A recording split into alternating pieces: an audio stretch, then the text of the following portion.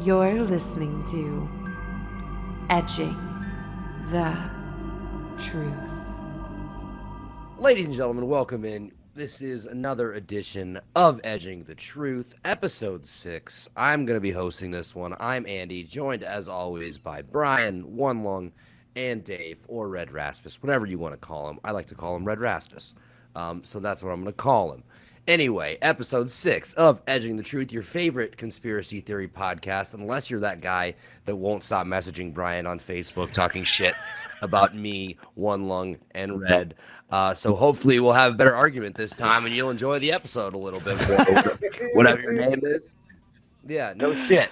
So anyway, today we're talking about something that I'm super excited about. It's one of the first episodes I think we've done where we've had like we've all watched the same thing. We've all done the same research to a certain extent. We are talking John Wilkes Booth, one of the most famous assassins in American history, the man who killed Abraham Lincoln, and the conspiracy theory that he not only got away with it, he escaped, lived for years after, fathered children, moved to several places around America, and maybe even different parts of the world. So we're here today to debate that fact. I guess we can do a little background on John Wilkes Booth before we get started. I'll do that before we talk to these other three knuckleheads over here. So John Wilkes Booth, he was born May 10th, 1838 in Bel Air, Maryland.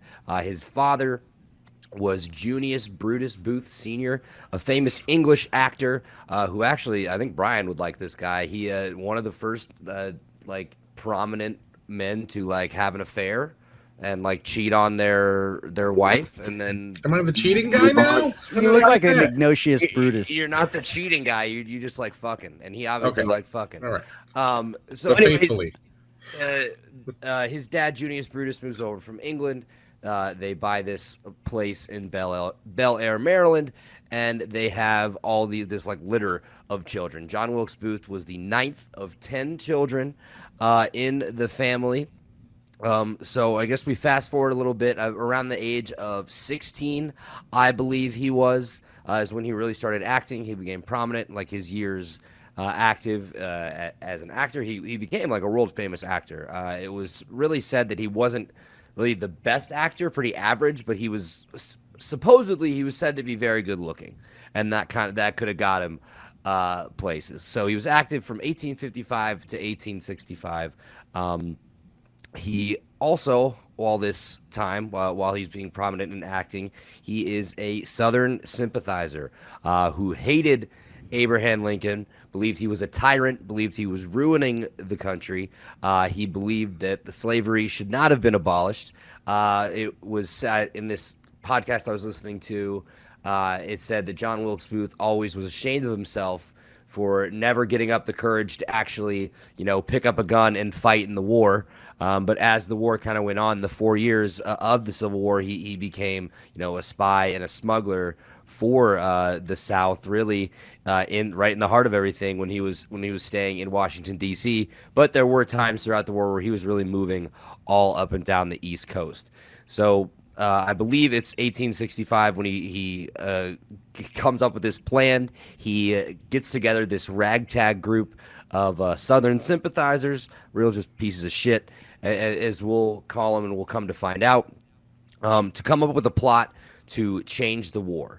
The South had just surrendered or was not doing well in the war. They believe I think they actually did. Robert E. Lee's army had just surrendered. The Northern Virginia Army had just surrendered. They believed that if they did this, it would turn the tide. So originally, the plot was for John Wilkes Booth and his conspirators to kidnap the president and hold him as ransom, so the North would release their prisoners of war from the South. 2 or 3 days before their plan was set to happen, when they were set to ambush Abraham Lincoln, they signed a treaty, and all the prisoners, I believe, were released. So the capturing of Abraham Lincoln really wouldn't do anything. This turns into a plan to assassinate the president, assassinate the Secretary of State, assassinate the vice president, essentially wipe out the top people in the Union and watch everybody else scramble and go crazy. John Wilkes Booth truly, truly believed that this would turn the tide in the war, and the South would be able to rise again, and they'd be making their comeback, minor setback for a major comeback. So the war is over. Everybody in Washington, they're celebrating. Was noted as one of the best, greatest celebrations in human history. Everybody's lighting candles in all their windows and all their houses and everything. There's fireworks throughout the celebration. I believe it's April 13th through the 15th, in that range. On one of those days, Mary Todd Lincoln decides that she wants to go see a play. It's a play called Your American Cousin. It was a comedy. A very famous actress, of course, I don't remember her name off the top of my head. There's so many names here. It was kind of hard to keep track of. Was playing in it, so they invite her and the president to come along, and she was celebrating the win of the war. Wanted to have a good night. John Wilkes Booth was intimately familiar with the Ford Theater. He got his mail sent there when he was staying in Washington, D.C. So he got to the theater on the morning of April 14th, 1865, to pick up his mail. One of the stagehands or somebody that was working there told him that the Lincolns were going to be there. He kind of cases the joint, walks in and out, and goes up to the box where they are going to be, just figures out a route, figures out a path to get in the door to shoot to kill the president. So he goes up there. He has a broken music stand. He hides it in one of the hallways to set it up. He comes back later that night. The president and Mary Todd Lincoln and one of his generals and her fiance were all up in this booth. They're all watching the play. They arrive late. The play had already started. They kind of stop. Everybody gives them applause, all this stuff. It goes on. It goes on. John Wilkes Booth had performed the play. He knew it. So he knew when to make his move. When I believe it was Harry Hawk, one of the actor, he knew when he delivered this line, it would be the biggest laugh of the show, and it would be able to conceal the shot of his 44 caliber Derringer pistol, one-shot pistol. So he sneaks in to the box, which was wildly way too easy for him to do. There were no armed guards. There was no security or whatsoever. There was one guy sitting outside of the booth, and it was Lincoln's personal assistant. John Wilkes Booth is a famous actor that works there. He pretty much had free reign to go wherever he wanted in Ford's Theater. So he makes it into the booth. He kind of waits in the hallway for a second, very quiet, kind of sneaking around. He takes the broken music stand that he brought up there earlier, wedges it in the door so nobody can get in, waits for his, there's a hole in the wall where he can look on the way into the box and perfectly see the president to plan out his move. He opens the door to the box really quietly. He's there for several minutes unnoticed. That shows you how enthralled in the play and how focused on the play that Lincoln and everybody in the box were. He waits for Harry Hawk to say the line, bang, shoots him. The general gets up to try to stop him. He takes out a dagger, stabs him in the shoulder. He then jumps 12 feet down onto the stage from the box, breaks his ankle, stumbles around, and says the Latin phrase. What is it, Red Rasmus? Yeah, Semper Sic Tyrannis. Which means death to tyrants. Yeah, basically death to tyrants in Latin. And he truly believed he was a hero. He believed that Abraham Lincoln was a tyrant, and by killing him, he was going to be considered a hero. He had saved America. He's the original Yankee Clipper. So he limps off stage. He has a young kid is out back with his horse, so right outside the stage door. He yells, so everybody, he wanted credit for this. The whole crowd sees it. He immediately starts riding across the bridge to go into Maryland. He's met up by somebody Harold, a 23-year-old kid that was part of his co-conspirators that was supposed to be keeping watch while the third guy was attempting to kill Seward, the Secretary of State, but he got spooked because Seward's daughter opened the window and yelled, "Help, help, murderer, murderer." So this Harold guy rides away and meets up with Booth. And from there, they make several stops. They go to Surratt's Tavern. They stop at a doctor that help him fix his leg. They hide out in a thicket for several days.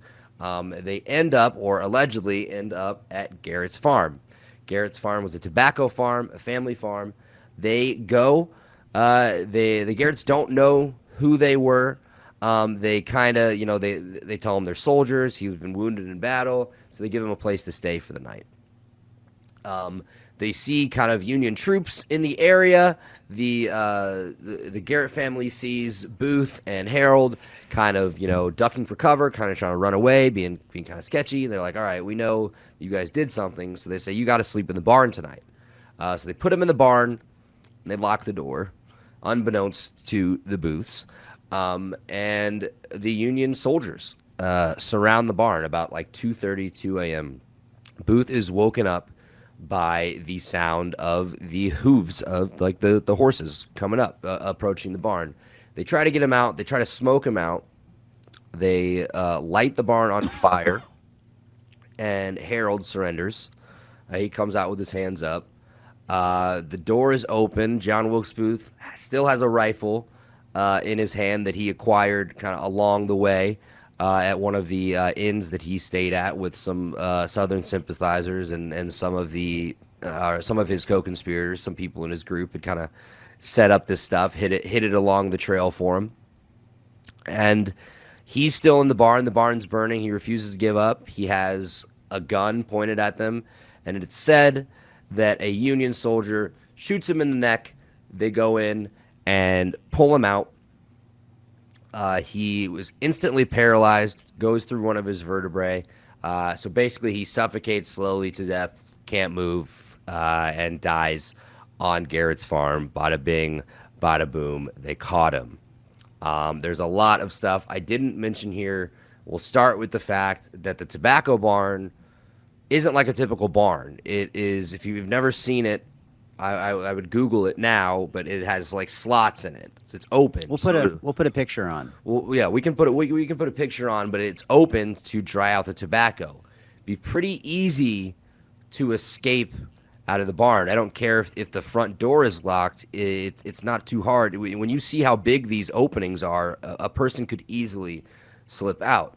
So here is the conspiracy, and here's where I'm going to bring my guys in, because it's kind of where we leave off.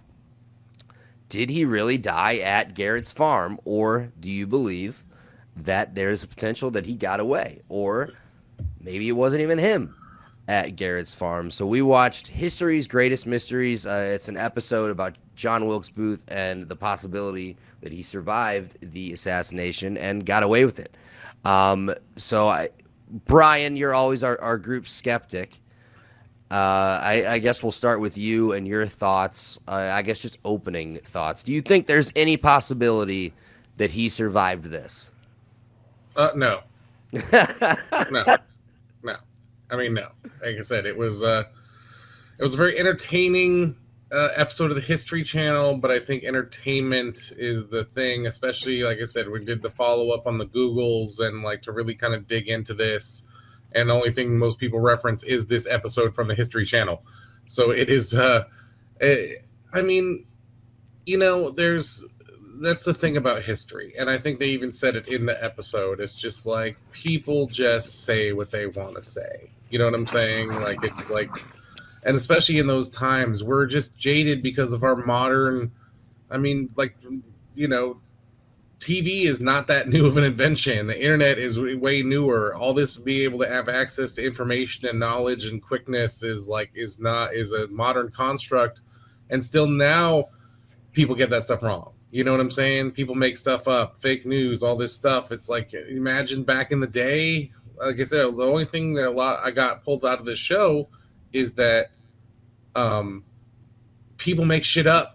It's like, because it's like, my daddy was John Wilkes Booth or whatever. It's just like, it's fantastical. It helps. They pass down the lore through the family. Yeah, don't tell nobody, because we don't want to, insult the family, but we are descended from John Wilkes Booth. It's like, yeah, that's just the tale that grandma spun and whatever. And, they had all these people and they did all this stuff. And like, I was into it. I believe maybe he went to India. Maybe he went to Mexico. Maybe he fathered a daughter named Ogarita, which is, that's, I mean, The takeaway right there. Jesus, Ogarita is the takeaway from the Booth legacy. That is a horrible name for a not attractive woman. But it's, I mean, like I said, I think we'll talk about a lot more about this episode and stuff as we go, so I don't want to get like too deep into it. But I'm gonna say like no, and like the tobacco barn thing especially, it's just like, was it really a tobacco barn or was it just a barn? And was it a well-made tobacco barn that had all these slats, or was it just a barn that this Chewbacca slapped together with his neighbors and they called it a tobacco barn? You know what I'm saying? This is not an industrialized time when people are building modern buildings with modern techniques of drying and stuff. It was probably just a normal barn.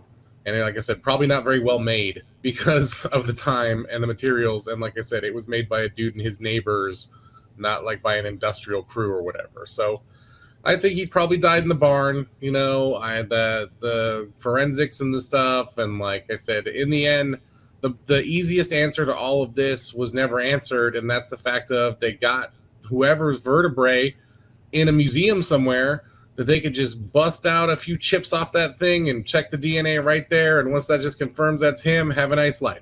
Because that's the exact same thing they did for all these Chewbaccas in this show when they told them, no, bitch, you ain't related. You know what I'm saying? Like, they would just do that same thing. They got to confirm living Booth, take a chip off the old DNA. We don't need to go dig up a body because we already got a piece of it.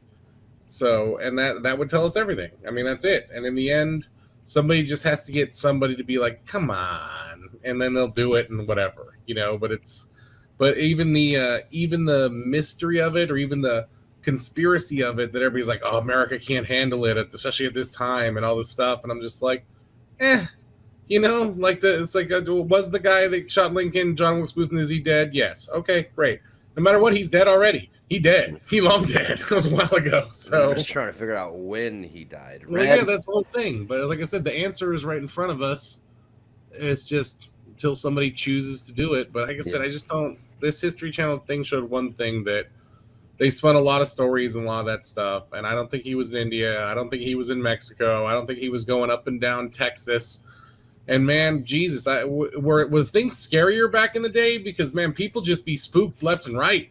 He gets spooked and leaves a woman in Kansas City. Like he's like, it's like, I don't know. It's like, I've left those bitches in a lot of places, but I wasn't spooked in doing it.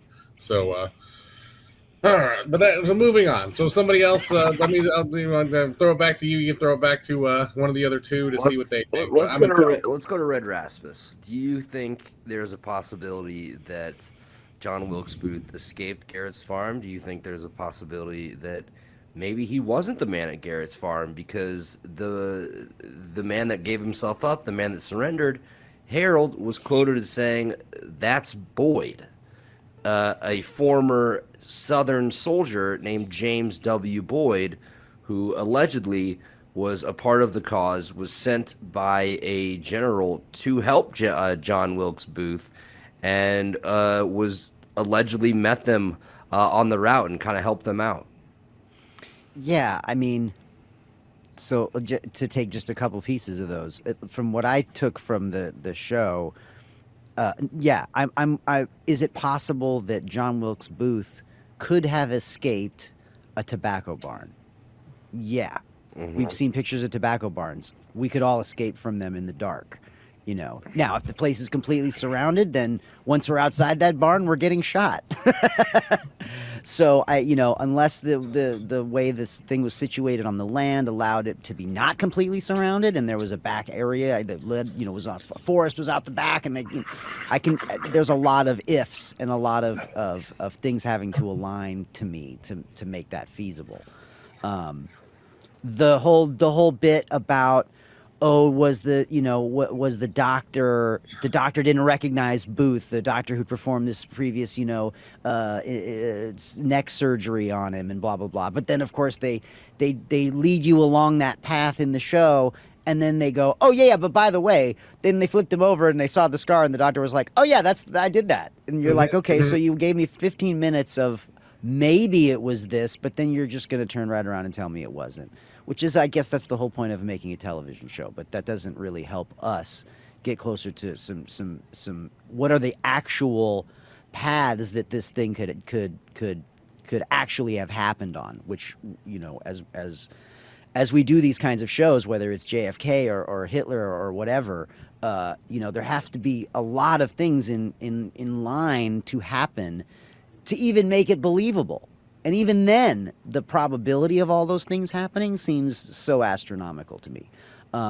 The Boyd guy, and correct me if I'm wrong, but I recall them also saying that was an alias used by John Wilkes Booth. Did use it as an alias as well. So, you know, would the guy have said, "Hey, but that's Boyd, not Booth," right? Ostensibly, that's the point of saying that, right? Say that's Boyd, to get them to not shoot him or whatever.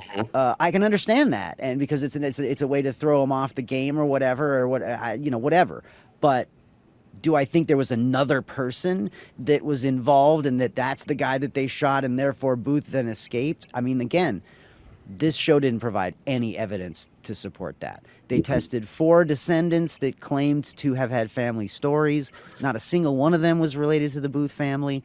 Even, and various different branches of that tree too. So whether it was the Ogarita branch or the dude who was supposedly the son of John Wilkes Booth, Stephenson, The horse Stevenson. branch. Okay, so there's nothing to prove there. All these marriage licenses and birth certificates of people that, well, my great grandfather's name was John Wilkes Booth, and then he had a son named John Wilkes Booth Jr. And well, we know for fact that this guy became a hero to the South. I mean, that's a fact. You could probably be anybody and walk into a town, and if you had somewhat of a resemblance, if it was a small town, you could probably pull a fast one on some small town people. You don't say. Yeah, and if nothing else, you could name your kid after the savior of the South. Exactly. And so, who knows? But again, I totally agree. I came out of the show agreeing exactly with what Brian said. Unless they test the DNA of those vertebrae, I don't think they need to dig them up. But if they test the vertebrae and it's not Booth, well then they have to dig him up, because now we have to know who the fuck's in that casket. Exactly. And if that vertebrae is not Booth, then okay, now there's at least some believability to the story that the person they did the autopsy on, the person the vertebrae came from, that person was not Booth. So then where the heck is Booth? And even though there isn't a lot of evidence to support exactly where he went, this show said all kinds of stories, like we said earlier. He went to India and he was in this place for a week and had a kid while he was there, and Mexico and back and forth and doing all these odd jobs. He was a carpenter, he was a this, he was a that. Where's the evidence to support any of that stuff? Well, there shouldn't be any if he was as good at keeping his identity secret as everybody says. It's such a mastermind. Yeah, he's a genius. Well, we know that he hatched this scheme to assassinate the president the day of. He wasn't planning on it. It's one of the first things they said in this show. Like, Booth did not wake up that morning going, "I'm going to assassinate the president today." He was fresh off the failed, plot for the kidnapping, and so to have the stars start to align for him, and then have it happen, and then he's a mastermind. I don't buy it. I just don't. I don't buy all of that stuff, and especially to the point that he would have survived into old age potentially, or had all these potential families all over the world. Maybe are there John Wilkes Booth great grandkids in India? If he was fucking, we thought. Where's the evidence? Show me the evidence again, like we always talk about. Booth, Jesus Christ! All right, Mike, what do you think about it? Do you think there's a possibility that he escaped? Well, I think the only piece that I actually probably agree with Red and Brian is that he wasn't a mastermind. It was a product of opportunity. Mm-hmm. It was something that he was able to do because he was the right person at the right time to be able to get in the place that he was able to get into. I do think that there's a possibility that he did not die at the barn. And I think that it comes down to how many times do we see in the past them say, "Oh, we got our guy." to kind of put the public at ease.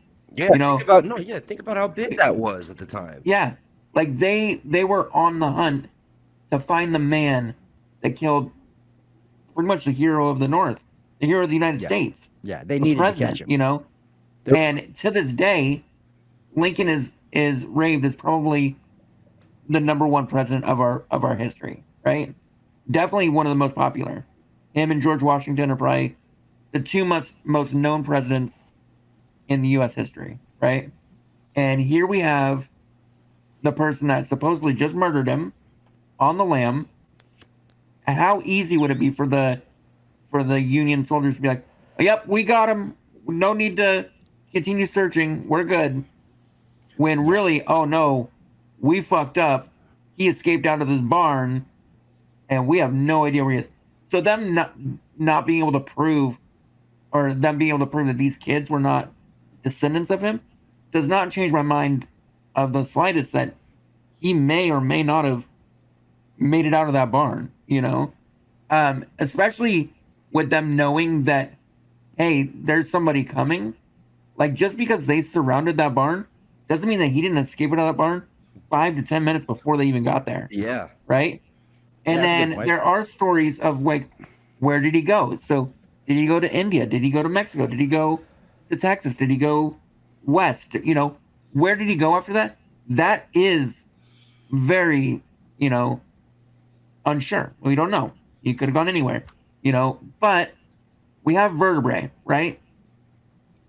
Why haven't they tested the vertebrae unless they're scared of the answer? So our history has told us he died at that barn. And the government has a really interesting way of covering up things that they don't want the world to know. So if these vertebrae tell a truth that maybe the government doesn't want us to know, to be able to open up those history books and say, oh, wait, then what really did happen? That's why we haven't tested the vertebrae. Beat the shit out of yours, guys. Dude, way to go, Mikey. That's why we get you last. It's a fucking closer right there. Let's talk about this vertebrae a little bit. I'm still not sold on, but even then, and again, I don't disagree. I said right out of the gate, could he have escaped from the barn? Yeah, I still believe that's believable. Well, but what's the benefit of him escaping? Well, what I'm saying is, I don't see any. There isn't any evidence in any of the stories about exactly where he went and when he went there and how he got there. It's all not to mention different accounts. It's like 3 different stories. Somebody said, yeah. It's like and India. Bull was like, well, he went to India for a short time. Now there's just some will out of India by somebody named John Byron Wilkes, who is like an English businessman that was believed he assumed his identity, but the will, it's not signed. So we couldn't really confirm. You couldn't really look at the signature or anything, but it's all money and stuff going to people that were in his life. It was like an ex-wife. It was the John Stevenson guy, the friend that allegedly covered up for him. To Louisa Payne, it's like several people, and they just get sent money from India 5 years after this guy dies from a random person with the initials just swapped. I don't know. Again, that's all alleged. That's all hearsay. But what I wanted to talk about was the vertebrae a little bit, because yes, it is really weird where it's been sitting there in that museum for a long time. But I think Mikey brought up a good point. Is just literally just won the North had just won the war. They were celebrating. Abraham Lincoln was seen as this hero, the sign of literally a union, peace. And he's shot. There's $100,000 reward on John Wilkes Booth's head. Don't you think they would, if the guy remotely looked like him and there was a little shady, these Union soldiers who've just been fucking in the shit for the last 4 years wouldn't see $100,000 and be like, no, this is the guy. And, the original plan, I saw somebody had said they were going to burn up the barn and just let them burn up in there, and the bodies would be so charred that you couldn't identify it anyway, and that would collect a reward. No. Harold surrenders, and then Booth, stays in there, charges out. Well, kind of charges. They shoot him, but then they go grab him and pull him out of the burning barn. So I don't know. There's a lot of things here where I think it very likely he could have got out. I don't know, and also the vertebrae. Let's talk about the guy that talked about the trajectory of the bullet. So Dallas Corbett, I believe his name was, or no, Boston Corbett. Both city names. Who cares? Boston was the Union soldier who is credited with shooting John Wilkes Booth in the neck. But by the trajectory that the guy did, it was believed to be, if he shot him there, he would have had to be 18 feet in the ground. The account says he shot him from the ground right outside the barn, which bullet trajectory, that's, it's hard to dispute that. It's very hard to dispute that. What did you guys think about that piece of evidence? Do you think that... Also, before we go into that real quick, was there any proof that the $100,000 was paid out to those Union soldiers? I don't know. I did not go... Because my other piece of thought of this is hey, we said we're going to give $100,000 to whoever catches this guy, but we really don't want to pay $100,000. So let's just say that he's dead, so we don't have to pay that $100,000. Well, but that's also the government. They wouldn't have paid the soldiers. They're employees. Exactly. The public got exactly. It, that was their way of getting away from paying the reward. The as Garrett well. family, basically, to say no, the soldiers found him. Wasn't you, Garrett family? But as far as the vertebrae go, I agree with you. Bullet trajectory is really hard to argue with. But they have that support. They have to know that how he was standing in the barn, to know how the trajectory would affect that. What if you were laying on your back or on your side? That's what I'm saying. They shot the guy while he was sleeping or whatever. This is the same as the magic bullet theory. Wait, so the barn's on fire and he's sleeping? When the hell did they say he was sleeping? He was woken up by the hooves. No, they said he was woken up. And he but that's also, I mean, in his hand and he was ready to charge at them. He's asleep now? Well, no, that's the only way I could see that you could get that you angle have as to a give man Brian- laying on the ground. Okay, You have to give Brian a little bit of credit here. I mean, he knows how that barn was constructed. Oh yeah, He had a whole story about who built that barn. You guys look at a modern tobacco barn from the History Channel, and you're like, oh, that was how he did it in freaking 18 whatever. Come on, it was logs. But we don't know that he didn't do it that way. They were building it with logs. How do we know space that? Between them to dry. Look at periods of the time. Yeah, so there's space between them. It's not like this dude was a big time tobacco farmer. It's not like he had money. It was just some random family farm. But nevertheless, all right, where was the gunman then? All right, are we in the fucking grassy knoll here? He was. What did you think? So Booth shot this guy in the neck from up above while the barn is burning to lay a body so he could get away. Was this guy a master marksman and a freaking mastermind? I mean, was he on the roof of the other building as a sniper shooting this other chooch that supposedly died in his place in the neck? I mean, I don't know. Did you watch the show? Who was 18 feet in the air? I know, I get the first guy. The Confederate soldier that turned him in. The guy that met them, there were 3 Confederate soldiers that met them and took them to Garrett's farm. Yeah. One of them, his last name was Jet. He gets found out. He tells them where they're at. He is with the Union soldiers at Garrett's farm. He was known as a marksman. The guy that did the trajectory thing, it's all speculation. I don't know, but literally what you're saying, yes, they put him up in the hayloft, and that is how this guy thinks he was shot in the neck at that trajectory, because he does not believe they short Boston Corbett could shoot the guy through the door. It just doesn't make sense. It doesn't make sense. So you're saying the Confederate soldier that confessed to where captured and said, "Tell us where he is, or we're gonna fucking kill you." That they gave him a rifle to shoot John Wilkes Booth. I'm telling you what the guy on the show said. I'm literally repeating what the dude on the show said. I know, but you think that the Confederate Army gave the Union Army gave a Confederate soldier a rifle in that situation and took that? That's even more unbelievable, and that he was the kill shot for John Wilkes Booth. Okay, negative Nelly, dude. Well, I agree with you. Hold on, I agree with Brian. I think that's a very. But I mean, That's such it's a like stretch. No. makes sense though. It's Here's like, the thing. First, he's fucking sleeping in the middle of a fire because that's what Brian says. Yeah, I was just he knows speculating that he was laying on the exactly how ground is he the only way built he could fucking- get that He was angle. at Garrett's barn Fudge. and built the fucking tobacco barn too. I think that Brian is helping us here. I mean, I think what he brings up is a great example of something that probably didn't happen, and that's why John Wilkes Booth didn't die there. I think he escaped. All right, indirectly, the unfuck you then, Brian. Way to go, idiot. Yeah. So hang on a sec, just for my own sake of clarity. Where do they say? Where does They history? never said where the shooter was. They never. He said that the person that shot him had to be 18 feet in the air. Well, but no, they no, never no, no, said no, who actually no, no. shot him. This No. and this is where math starts to get to be an issue for me because, like, look, if they said he has to be 18 feet in the air because the trajectory is 20 degrees, but that doesn't mean that it has to be exactly that way. That's not the only way to create a 20-degree angle between the shooter and John Wilkes Booth is to yeah, have you're right. one guy up here and one guy down here. That's not the only fucking way. Yeah, So you're correct, but my point is it's impossible to get that 20-degree angle with this short-ass dude standing on the ground.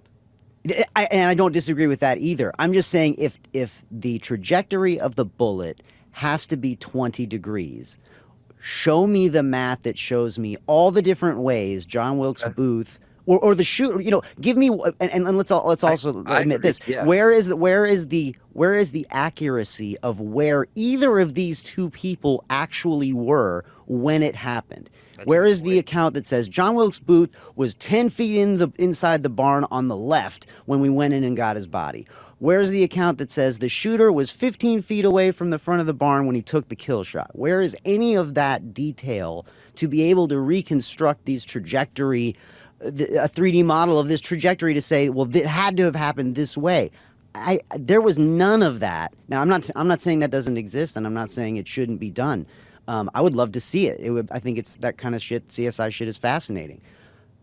We did not see that in the show. And the guy who was the doctor that wrote that book, who was hanging all his stuff on that, even he didn't have any further evidence to support that statement other than it has to be 20 degrees. That was the only thing that I was able to say without a shadow of a doubt is factual from the data that's there. And that is a fact. I do not dispute that. But does that mean that the shooter has to be 18 feet above John Wilkes Booth? Why can't it be John Wilkes Booth is above the shooter 18 feet? Why can't it be? I think he meant the guy that shot him would have to be like that specific guy with his, that specific guy. I think that specific guy is what he meant with his height or whatever, because he was reportedly a short dude. I think that's what he meant. You know why we don't have all those details though? Because they haven't developed the lie far enough. That's why we don't know. Yeah. And I think that's the thing. It's like the reason why details get wonky and we get so many questions are because you've got 5 different accounts of a story that doesn't even exist. Well, and that's entirely possible. I think you're also dealing with 100, at this point, 150-year-old history. As someone who's done a lot of family research, that is when it really gets hard, right? Mm-hmm. The records and the documentation of stuff is really fucking sketchy. And the things that survive, especially things on paper, that survive that fucking long, I have maybe 5 documents, 10 original documents that are earlier than the Civil War in all of the hundreds and hundreds of things that I've collected for my family. So, it's very likely that if there was more evidence, we're not ever going to see that. And not to mention, there's far more recent events that are more occupying, more people's brains right now. Like the JFK assassination is still something people talk about. Mm-hmm. There are going to be more and more conspiracy. We're in the middle of a giant conspiracy theory right now.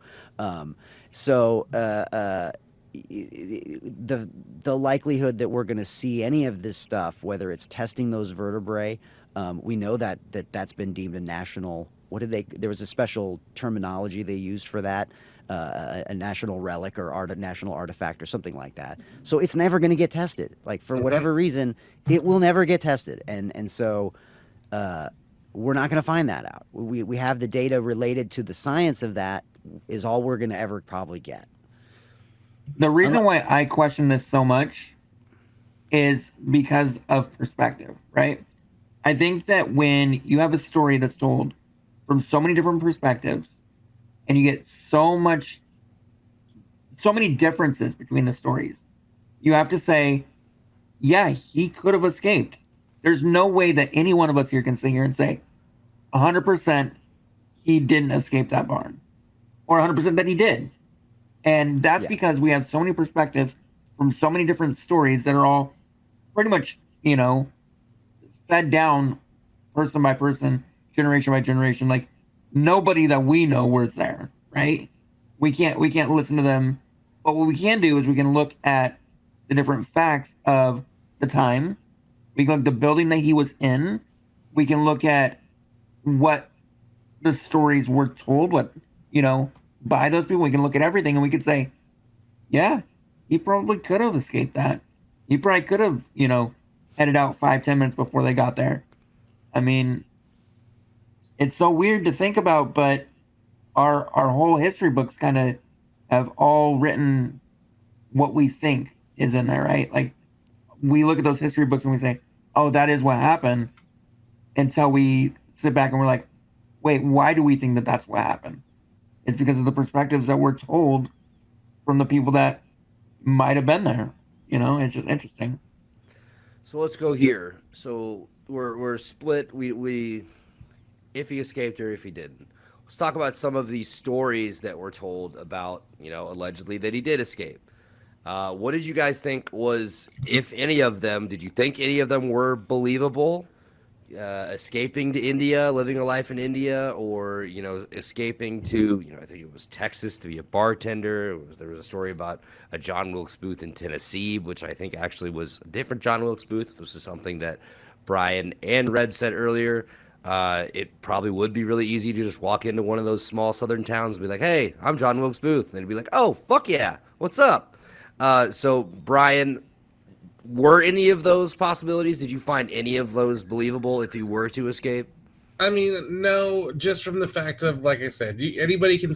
I've signed the name of a famous person when I've, done stuff in places. I've been to a national park. I've signed a famous person's name. It's people give fake names all the time. You know what I'm saying? Like it's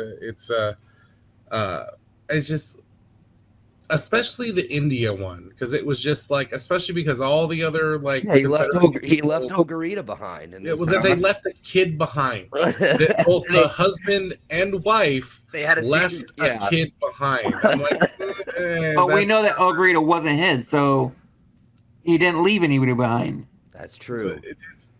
She wouldn't have left her daughter behind. That's like, you're telling me that this lady was just like would abandon her child of her bosom, like it is hard to believe. India, and it's. I think it happens more than you think. And even then, it's actually like at that time too. And he would. I think Mexico was more likely, just because. Also, did you see Ogarita? I would have left that kid behind. Yeah, she looked like Brian. Yeah, but as a child, kids are. You don't know. They didn't know she was hit by an ugly stick till the later. Kids are beautiful for a reason. So I don't think they would have left the baby Ogarita. Especially not all kids are beautiful. Especially a baby, though. I mean, I don't know, but I think it was more likely they would have gone to Mexico, because that's where all the Confederacy folk fled, and he was looking for sympathizers. And I mean, and I think like it's. Could, like I said, you guys want to like go the other way, like about, like I said, Lung said, oh well, people we're speculating on this, speculating on the shooter, speculating on the guy who shot. I mean, but even then, so we are speculating on those outside things, but you guys are like taking as fact that this was a tobacco barn and not a normal barn. That this farm, that they know exactly how the farm was like. Yeah, but okay, like, I mean, how many history? It was a cotton farm, so we assume they had this, and this because it was a cotton farm.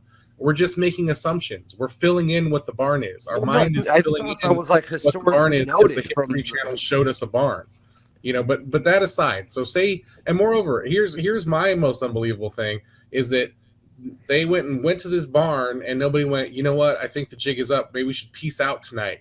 Or moreover, like nobody got up to pee in the night and realized the barn was locked, and moreover, if they say it's an unlockable barn because they can get out of it, like I said, he could have pieced out earlier. You know what I'm saying? He could have got to the forest. He could have died in the forest. He could have died. He was by himself. It's just also they have the names, the places, the people, all this stuff that he talked to, like all these people that gave him up. He could not have made it anywhere else on his own. He couldn't have made it on his own anywhere else. He couldn't have got to India and stuff without talking to some other Southern people, some other soldiers, some other sympathizers. There would have been other records of other people in history where like, yeah, I helped that guy escape. Yeah, I got him those documents. And there's just none of that.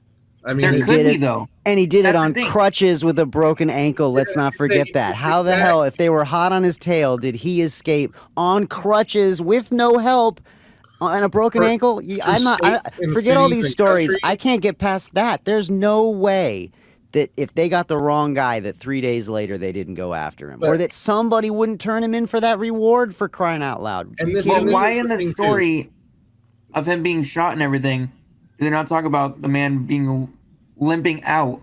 How is he going to charge them with a gun with a broken ankle? Because he's about to die. It's his last gasp. That's all you got left. Yeah, you're either you're dying fighting, or you're trying to escape. You're not doing both. You're going out in a blaze of glory, and that's what he did. They even said in the thing that he hobbled around for a couple of days, in between before he got to the Garrett farm. I mean, the man was hobbling through the woods he was with that one guy in the woods for 5 days in a swamp with a broke-ass leg. It took him, it was 12 days, I believe, from he killed Lincoln on the 14th, and he was allegedly killed on the 26th. But like I said, he still had months of recovery on that leg that wasn't having a chance to heal. He would have lost that leg. Are you kidding me? But that's what I'm saying. He would have met other people. But moreover, okay, let's just take that aside and let's go back to he where probably we did started meet other this, people, with though. going to Mexico, going to all this stuff. This dude was an actor. Okay, he was at his own a pretty well-known actor. He shaved his mustache off to go hide that time. It grows back. And moreover, we all know actors. We know how those people are. He could not live the rest of his life in obscurity. He wanted people to know he shot Lincoln. You don't think that at any time for the rest of his life, he would not, especially if he went to India, some other country, and been like, I am the hero of the South. I'm here in India now, alive and well. Like, it's, he would not have lived, or you can't go from that actor life, that fucking bitch's life, wine and cheese, to obscurity for the rest of your life. Especially when you wanted credit for killing him. Especially when you wanted credit. I think that you can. But he wanted credit for killing him. He assumed he was going to be this big hero. Yeah, like I said, once he escaped, he would have been like, I did it. I escaped. I was successful. I am the master. He did get credit for it. No, but he wanted to be this big hero while he's in this in that it was like a 5-day stretch where he's just in the thicket or whatever, because they wouldn't let him in. People would let him stay in their house. They allegedly he was getting newspaper clippings, and when he found out that he was being posed as a villain and like a terrible person, that he was shocked. He thought he was going to be received as a hero. So I think once it kind of set in that people didn't like what he did, I think he would have been okay with kind of slipping away into a life of obscurity. But that kind of takes me into another point, because we mentioned the India thing. So in 1907, Fins L. Bates wrote The Escape and Suicide of John Wilkes Booth, contending that Booth lookalike was mistakenly killed at the Garrett farm while Booth eluded his pursuers. Booth said Bates assumed the pseudonym John St. Helen and settled on the Paul River in Glen Rose, Texas, then later moved to Granbury, Texas. He fell gravely ill and made a deathbed confession that he was the fugitive assassin, but then he recovered and fled, eventually committing suicide in 1903 in Enid, Oklahoma, under the alias David E. George. By 1913, more than 70,000 copies of the book had been sold, and that doesn't really matter. But the David E. George guy, after he told his landlord that on his deathbed, they had like a shitload of embalming, like extra embalming fluid added, and that body was mummified.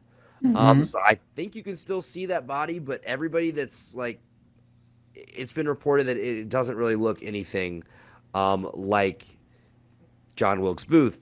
And then the pictures they have of the guy, they took it after he was dead and his body had already kind of started to swell up a little bit. So it wasn't completely accurate. But that's another side, which to me, this would be, I don't know, like more believable.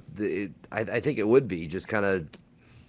But then again, I don't know how long you could survive in those times just traveling around the South. I again, what do you guys think about this book? Red, I'll start with you. Yeah, I mean it feels like the things that we do now, like Spinal Tap. It feels like a mockumentary, right? It feels like a really fun fiction, and there were lots of things like that in that era. Whether it was the things about the guys in the Wild West, Billy the Kid, and the exaggerated tales of people like that. There were colorful stories. Again, if those people that were tested on their DNA in the show were related to that guy who got himself embalmed, we would have some real answers, and that would be the science to me to follow, is find his descendants, test that guy, or test that hair. I mean, shit, that guy still got hair. That mummy, Right. just pluck one hair. It's really, I think we're kind of split on this, but I think we all agree it's as simple as fucking, do we have the technology? Go test the bone. If it's him, But why haven't we? Yeah. And there was also in 1990, members of the family put in a request to exhume the body from the cemetery where he was buried, which ended up being denied. But it's kind of like one big Booth family plot. Like they did that on purpose because they didn't want people to know exactly where the body was buried. There are other reports. People did confirm the identity of the body at his funeral, apparently. So it's just, again, we weren't there. It was so long ago. It's tough because you get all these reports. What do you believe? A lot of it, like they had with the people that were told by their family, oh yeah, we are related. You're related to John Wilkes Booth because of Henry John Stevenson, whose father was a friend of John Wilkes Booth, married his mother to cover up the fact that his dad was actually John Wilkes Booth. They do the DNA test and find out no DNA in common with John Wilkes Booth at all. But yeah, Mikey, I guess we'll start to get kind of our closing thoughts here, because I think we really hit on as much as we can with this. I would encourage anybody to go watch it because it was truly entertaining. Yeah. I liked it a lot. But I think it's as simple as go get the DNA here. Yeah, I agree 100%. I think, even if you look at the Bible, you look at like Matthew, Mark, Luke, and John, like all four of those guys were at the same situation, same incident in time. But if you read each of those stories, they're all completely different, right? But they have like similar truths. Wherein you listen to all the stories from this situation, there are so many questions where you never find, okay, these certain characteristics in each of these stories match up. And I think that when you have so many perspectives like that don't match up, you have to look at the DNA, and that's the only thing that we can do at this point. So I think that it's very possible that he did escape that barn, and I'll still stand by that until DNA proves otherwise. I mean, there's just not enough evidence for me to say, yeah, he definitely died there. Brian? I mean, just building on what One Lung said, I mean, his Bible references like exactly accurate to this story, and the fact that the Bible has been translated and rewritten and all that stuff since the dawn of time. But the characteristics of the stories match. People change the stories. People change the messages a little bit. Stuff gets lost in translation. 100%. Same here. And you know how old the Bible is? Yeah, that's what I'm saying. So it's and you look how close the stories are still to the original translation. So what I'm saying is that having not read the original translations, I don't know how close they really are. No, but listen to your Just making an assumption. But like when did this happen? You want me to do my piece here? Or you just want to interrupt? God No, damn. I'll let you fucking gibber you're about you're the one that's bringing up my point. Guy is alive Hell still yeah. when there's no evidence to say he's actually alive. But you're the one that's bringing up the point against me, though. And let's go in this. So let's stack on stack with this. And it's like, yeah, why haven't they done this DNA evidence? Why have they not done this? Why haven't they tested this body or this hair? Because if some random kook came up and fucking said, let's do this because I don't believe it to a widely accepted fact, would you just go test it? Yeah, no, you wouldn't. Just because one random person, like, hey, I saw this TV show. Maybe we should test this DNA. What? No, we're not doing that. He killed him. That's his thing. Like, it's history. It's in here. You want to come in and talk to the museum guy who runs it? He'll tell you. That's it. That's the bones. But it's like, that's why they're not testing it, because in the end, it's an accepted fact. And they don't need to go back and change an accepted fact because we're unsure if a guy could escape a tobacco barn. We're really putting a lot of weight on a tobacco barn. Well, he's not like a guy that would read a history book and be like, "Yep, that's true." Just the fact of, like I said, we have all this documentation that he talked to this dude. He went here. He went there. This dude turned him in. We did all this stuff. They got this guy out of bed with his girlfriend. I mean, that's the level of detail they have on this story.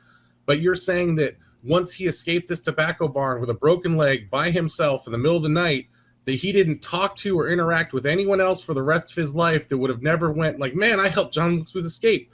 Man, I did this. Man, I did that. Like, oh, remember this? And like, and yes, they in all of these documents and all the people where they said they're descendants of and all that stuff, everybody who said they were remotely related to him, this show said they weren't.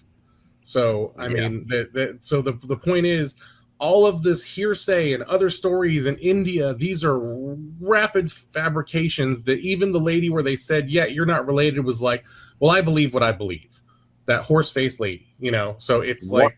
One of the ladies was related to him. Well, the actual Booth. The actual Booth lady was. But it was the other lady that thought she was a Booth, that was so sure, that still believed it after they told her no. Was she the one whose name was Booth? Yeah, she was the one with the three John Wilkes Booths in her family. Yeah, so like the third and junior. There is a theory.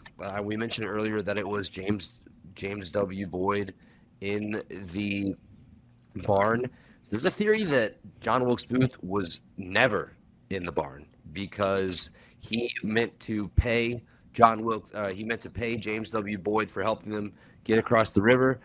He reached in his pocket and realized he didn't have any money, so he sent David Harold and James W. Boyd back across the river on the boat to get the money. He continued on, got to Garrett's farm, stayed one night, dipped, and then it was Harold and Boyd that got there late that night on horseback at 1 a.m.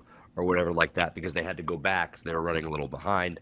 I don't know if I believe that, but I could believe it because it would definitely make it more believable. It would make it a lot easier for him to escape, and he would be, an extra day ahead of them, as well as it. So you also talked about just one person like asking about the vertebrae. So in December 2010, descendants of Edwin Booth reported that they had obtained permission to exhume the Shakespearean actor's body to obtain DNA samples to compare with a sample of his brother John's DNA to refute the rumor that John had escaped after the assassination.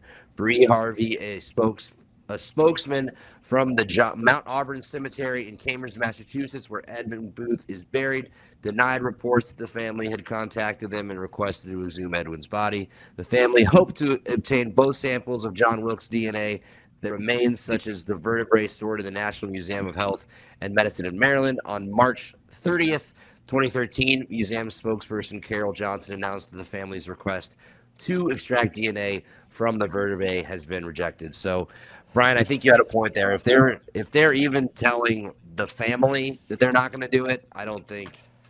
It's going to be pretty tough.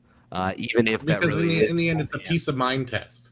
It's a widely accepted fact, and everybody just wants to do it so they can quelch this rumor, quelch this stuff, just for a peace of mind that no, he was dead, let it go. And then, like I said, even this guy's book, just the last point I'll make on this, that guy's book that he wrote and everything, it's like, I'll just say Mark Twain. I mean, people sensationalize their stuff, especially in their writing, exaggerated stuff, they were trying to sell books. In the end, these guys were trying to sell books in this time because that was what they did. That's how they made money. They were trying to sell books. And then, it was a historian history that you could put a spin on and sensationalize to sell books. And that's a documented thing over and over again in history that's done, because in the end, everything comes down to making some money, So you want to sell those books, especially books that are like that. So, I mean, like I said, you just can't take anything. And even the quote unquote history, like I said, it's like Red said, it's so spotty from that time. And we fill in stuff because we want to fill it in both ways. I'll take it that I fill in stuff just like you fill in stuff. I fill in what I know of certain things and how it should be. You guys fill in stuff the way you think it should be. It's still all rampant speculation. But in the end, I think, sometimes Arkham's Razor, the simplest answer is the easiest. This dude died in that barn and we done. And it's because it's just one historical figure that people wanted to latch onto and make this sensationalized side story, especially since this seems to be a fairly recent conspiracy theory. I think it just more fits in our modern times of sensationalizing stuff, especially history. And I mean, this History Channel is a prime example. That was an entertainment program. It was meant to keep you all the way. They cut it so that you would be like, coming up, we reveal the end. I mean, that was to sell airtime and do all that stuff. Absolutely. So as much as it's the History Channel, they still, if it was just dry ass history shit, they'd have just been like, yeah, here's the stuff, here's the DNA we looked at. It'd be a 10-minute show. But they had to sensationalize it and all that stuff because it goes back to what the book, they're trying to make money. They are a money making business. So is there still history and fact in that? Yes, but still, when Lawrence Fishburne at the end is like, did it really happen? Was this really the thing that happened? And it's like, yeah, that's the point. He still leaves it up to you to fill in your side of the history because it's more of a what if situation. You know what I'm saying? Right. Like, so one guy I want to bring up, and then we're gonna go to you, Red Raspis, is the doctor that treated his ankle, who wrote about Dr. Mudd, that wrote about his account. He said the guy that was with John Wilkes Booth looked like he had never shaved before in his life, and that in every picture of David Harold, he's got like a 5 o'clock shadow. It's not anything serious. It's like my terrible facial hair, but doesn't seem like an accurate description of him. Could John Wilkes Booth have been traveling with someone else? I believe the alleged, like it's Houston or Heiston or something like that. And he also had said in his account that his broken leg was not swelling as much as he thought it would. And in the autopsy on the USS Montauk, it was like big and black and looked like it was ready to be amputated. But I guess, again, at the time, that was a lot later than that, and he was sludging through, swamp, forest, and all of that good stuff. But I thought it's just another point. The Mudd brought up that it's different accounts. He let him stay at their house for a night or two, gets found out, and he's like, all right, I'll cover for you. But again, maybe he was just covering for him. So there you go. Red, let's get your closing thoughts, and then we'll close this episode out. Yeah, I'm not very convinced that it happened. I will admit to the possibility. I will admit that there's not enough evidence to support the possibility. There's, again, in most of these things that we've seen, there's been denials for the exhumation based on lack of evidence, based on a good enough reason.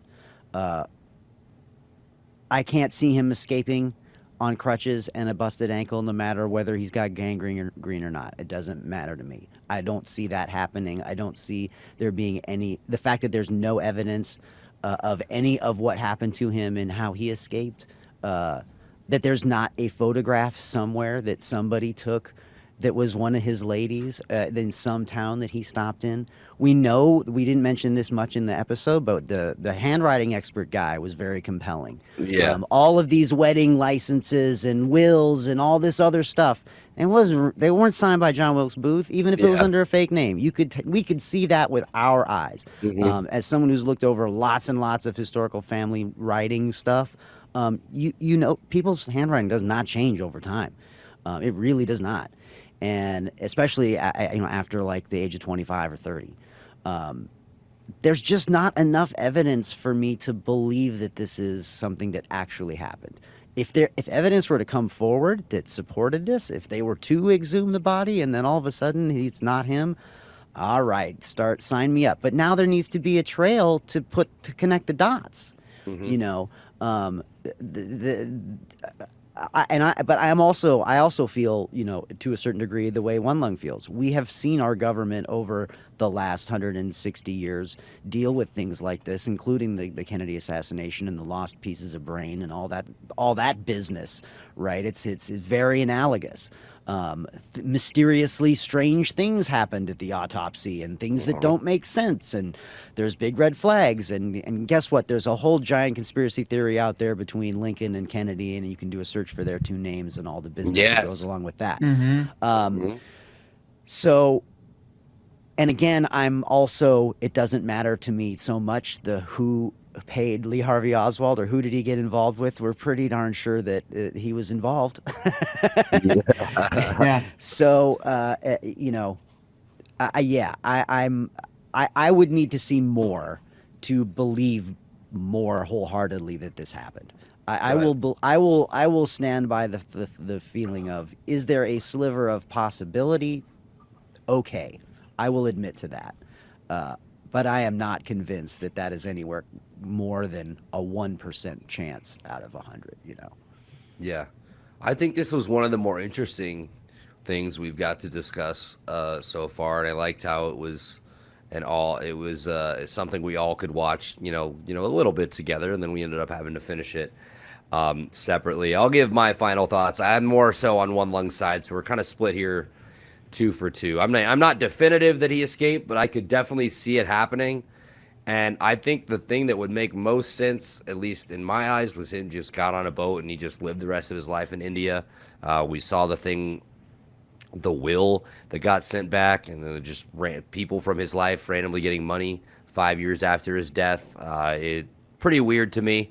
Other than that, I don't really have much else to say on it. It's definitely a fun, interesting story to get into. I would encourage you guys to watch the History's Greatest Mysteries. I think there's a few things on YouTube about it as well that I was kind of checking out. But this has been episode 6 of Edging the Truth. Go to www.edgingthetruth.com. Find all of our episodes, links to our social media, links, bios if you want to learn more about us, learn more about Brian's stand-up. If you're in the Vegas area, you can go check him out.